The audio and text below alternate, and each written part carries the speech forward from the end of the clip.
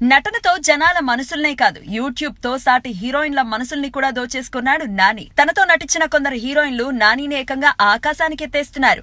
నిన్ను కోరి heroine Nivetha Thomas అయితే అసలు కమల్ హాసన్ తర్వాత నానినే అని భారీ స్టేట్మెంట్ ఇచ్చేసింది. హీరోయిన్ అంటే అందరి హీరోలతో చెయ్యాలి, అది తెలిసినా కూడా ఇంత భారీ స్టేట్మెంట్ నివేదా ఇచ్చేసింది అంటే నాని ఆమెను ఏ రేంజ్ లో ఇంప్రెస్ చేశాడో అర్థం చేసుకోండి.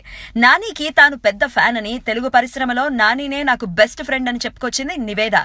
అంతేకాదు పాపనాశనంలో కమల్ హాసన్ కూతురిగా చేశానని, జెంటిల్మెన్ లో నానితో పనిచేశానని, ఇద్దరిలో చాలా విషయాల్లో పోలిక కనిపించిందని చెప్పింది నివేదా.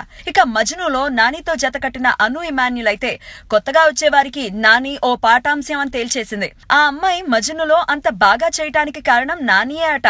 తను చేసే తప్పులన్నింటినీ దగ్గరుండి సవరించేవాడట. ఇక అందాల భామ లావణ్య త్రిపాఠి అయితే అసలు భలే మగాడువై సినిమా ఒప్పుకుందే నాని ముఖం చూసట. నాని మంచి జడ్జిమెంట్ ఉన్న నటుడని, అతనికి నచ్చితే కథ బాగున్నట్టే అని, అది తన నమ్మకం అని చెప్పింది లావణ్య. అంతేకాదు తన వాయిస్ బాగుంటుందని, తనను సొంతంగా డబ్బింగ్ చెప్పుకోమని సలహా కూడా ఇచ్చాడట నాని. అమ్మో నాని, ఎక్కడ వేయాల్సిన ప్రింట్లు అక్కడ వేస్తావే. ఇక కీర్తి సురేష్ విషయానికి వద్దాం. నేను లోకల్లో ఇద్దరు కలిసి నటించిన విషయం తెలిసిందే.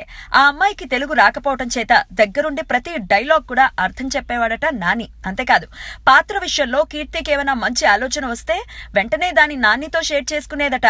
తనకు కూడా నచ్చితే చేద్దామనేవాడట. మరి దర్శకుడు ఎందుకట అక్కడ?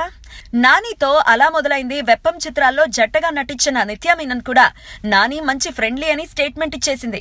ఏదేమైనా ఇంతమంది హీరోయిన్ల వద్ద గుడ్ ఇంప్రెషన్ కొట్టేయడం అంటే అది మామూలు విషయం కాదు. నాని, నువ్వు నిజంగా జెంటిల్మెన్నే.